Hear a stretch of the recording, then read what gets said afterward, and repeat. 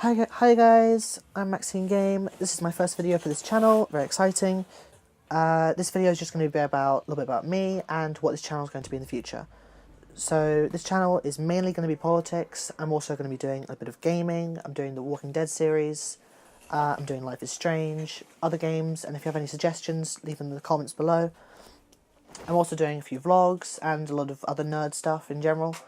If you like trading card games or Yu-Gi-Oh! Or stuff like that, I'll be doing a bit of that on this channel, but mainly it's politics, because that's kind of the easiest thing to do.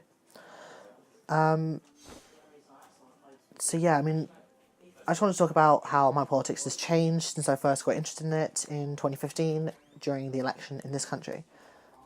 When I first started politics, I was very different than I am now. I was very anti-conservative.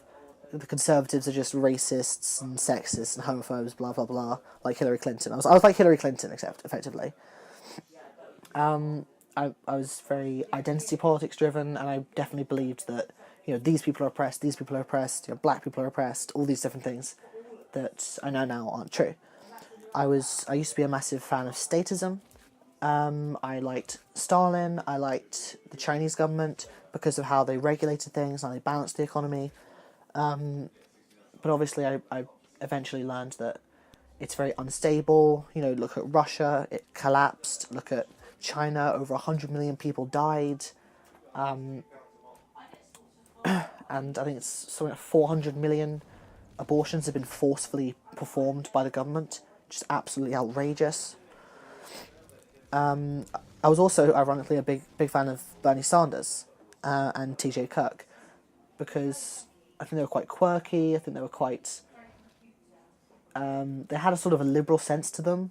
Like, we want you to just live your life, but we also want to completely control the economy. And that was something that I was very big on at that age. And then I think I moved on towards being more of an anarchist. I still had the leftist ideas that these people are oppressed and these people are oppressed, but I was definitely quite a big believer in capitalism and the government just not being part of my life at all. I was still very pro-abortion and pro a lot of other leftist points, but I was much more in the centre. I think this was about the time that I came out as gender fluids, and that's something that I'm going to do another video, because that's a whole nother hell. But this is during 2016, during the election in America.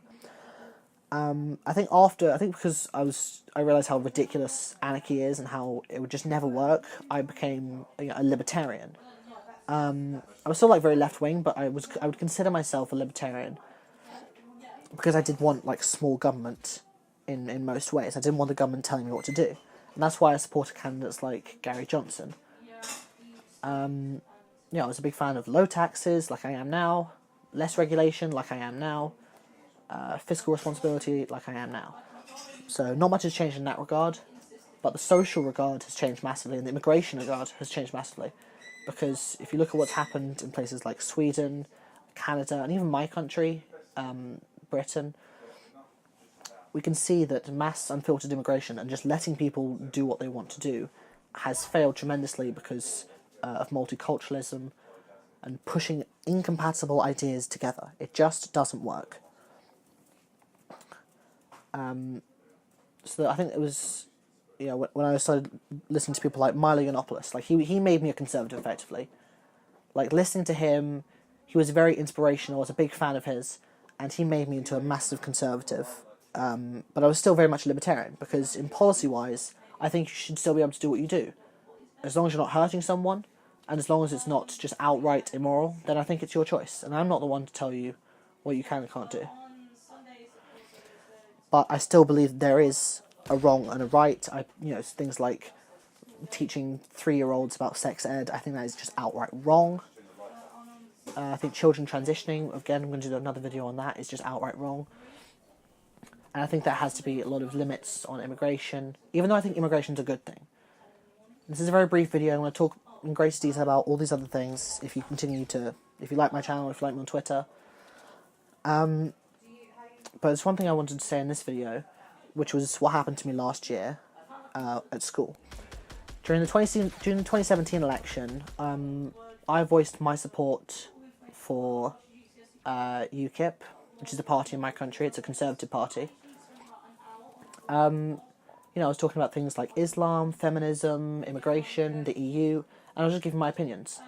And because, I think partially it was because I was trans, but mainly it was because I was conservative, I had a lot of hate. I had a lot of people saying that they wanted to attack me, they wanted to hurt me, they wanted to hurt my friends. And one of my friends, Flobcob444, who you've seen on Twitter, did actually end up getting hurt just because he was my friend.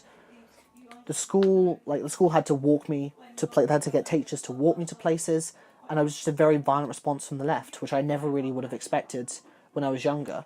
But I think, given how militant the left has become, I think it's only to be expected from now on, which is just a really big disappointment more than anything else.